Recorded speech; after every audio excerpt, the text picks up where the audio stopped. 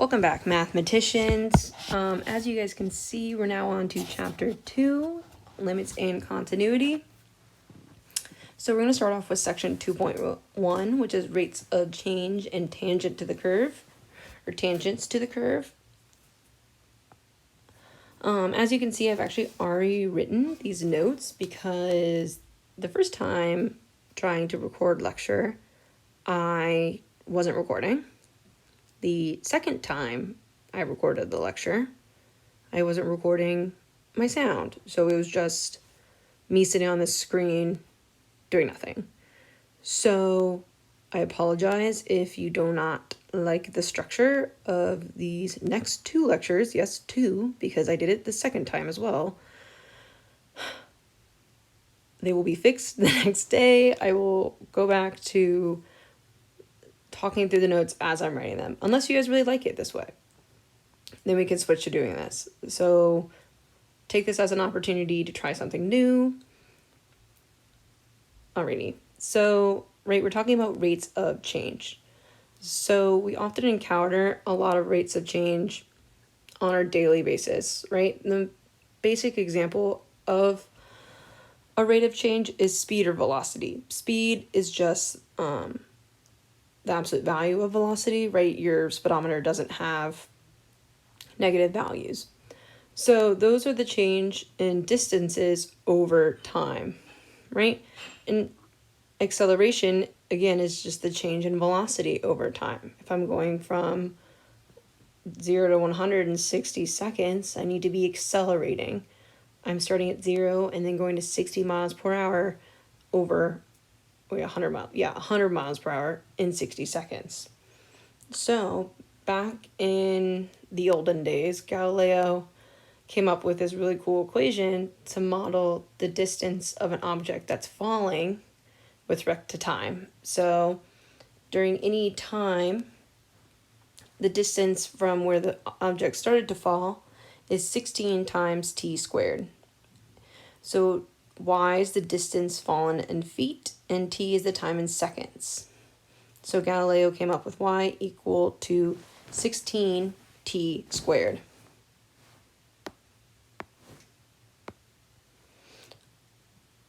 Why is this important? Well, if we have distance, we talked about how speed is the change in distance over time.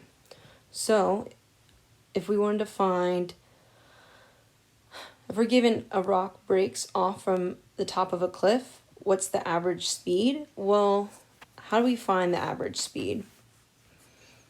We usually denote delta, this like triangle, as change of, right? So delta y is the change of y. Well, the change we can find by taking y2 minus y1. In this case, if I'm given a function, I can plug in my function at time t minus when I plug in t1 into my function. And this also gives us delta t, or delta of t, the change in time, t2 minus t1. So if we're trying to find the average speed for the first 2 seconds, t1 is going to be 0 and t2 is going to be 2. And we all know from algebra, rise over run. So I'm going to have my change in y divided by my change in t. So my change in y is going to be 16 t2 squared, so t2 being 2 here, minus 16 t1 squared, where t1 is 0, divided by t2 minus t1, or just 2 minus 0. So that's how we can get 16 2 squared minus 16 times 0 squared divided by 2 minus 0. Simplifying that, we'll get 64 divided by 2 equal to 32. Since this is an application problem, you need to have units involved, so that's where we get feet per second, right? Delta y is on the top, that's in feet, and delta t is in seconds, so feet divided by seconds.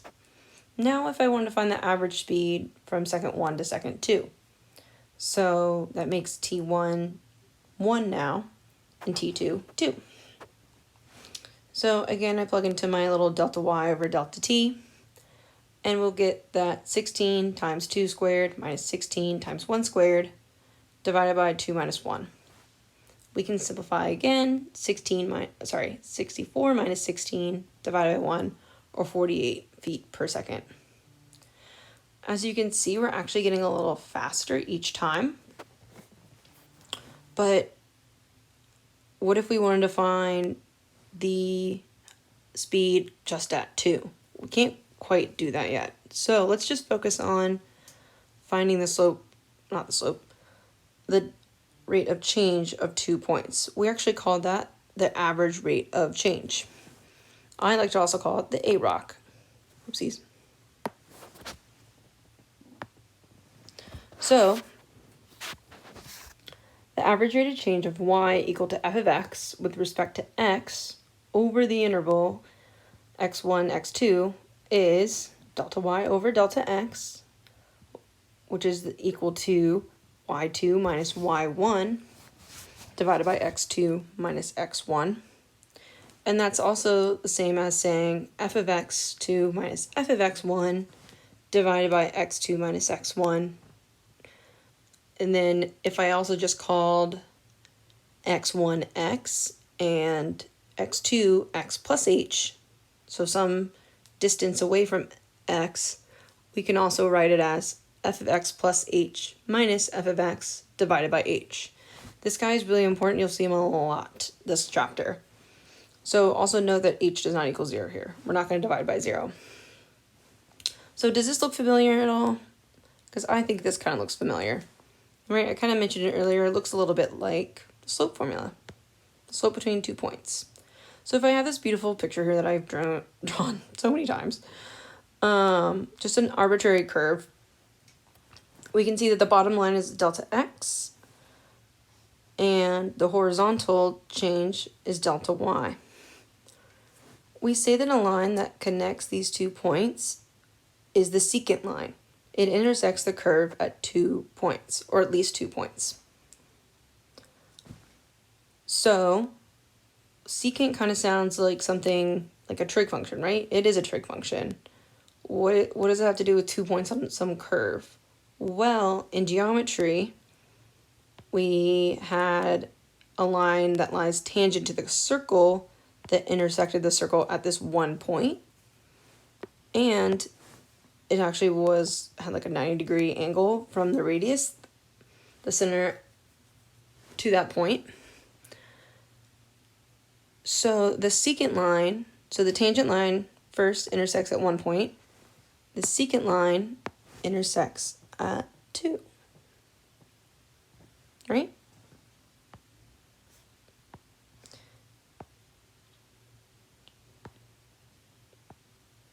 Beautiful.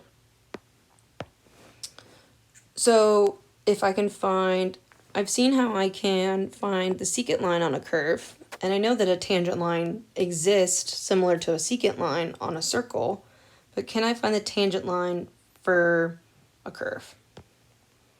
We actually can. So another beautiful picture drawn by me. If we have this curve and I wanted to find these secant lines, right, from P to Q1, and then from P to Q2, and then P to Q3, that's how we get these red, orange, and green secant lines. This blue secant, not a secant line, at P actually only touches the curve at 1 point, and that 1 point is P. That is going to be the tangent line of the curve at P. It's only going to intersect the curve at that 1 point. All right? And we can estimate it by choosing Q's that are getting closer and closer to P. So let's do an example. We're asked to find the slope of the parabola y equals x squared at the point P equal to 2, 4. Write an equation for the tangent to the parabola at this point. So first, we need to find the slope, right? So we're going to let P equal to 2, 4, and we need to choose some Q, right? Well, remember earlier we had that important equation f of x plus h minus f of x over h. let's, instead of making q1, q2, or q3 some actual number, let's call it just 2 plus h. So if this is x1, 2 plus h is going to be x2. So then to find, I already have my y1, it's 4. y2 is going to be x2 squared, because that's what the parabola says to make it. So I'm just going to have 2 plus h squared. Right? I know I can estimate the slope at a point by using the secant. So I'm going to plug in delta y over delta x. So y2 is going to be 2 plus h squared minus y1, 2 squared, over 2 plus h minus 2. So I can FOIL 2 plus h squared, gives me 4 plus 4h minus, plus h squared minus 4 divided by h. Right, so then I'll get 4h plus h squared divided by h. Each one of those has at least one h in them, and that gives me 4 plus h. So if h is bigger than 0, we get this q right up here. We'll call it q plus. If h is smaller than 0, we get this q down here. We'll call it q minus. So now, no matter what side of p q is on, as h is getting smaller, q is going to approach p. So we are just going to keep getting closer and closer to p, which is what we want, right? Because I want to know what's happening right at that line. So if h does equal 0, hypothetically, right, because it can't equal 0 because we had to divide by 0 right here, I can estimate the tangent slope.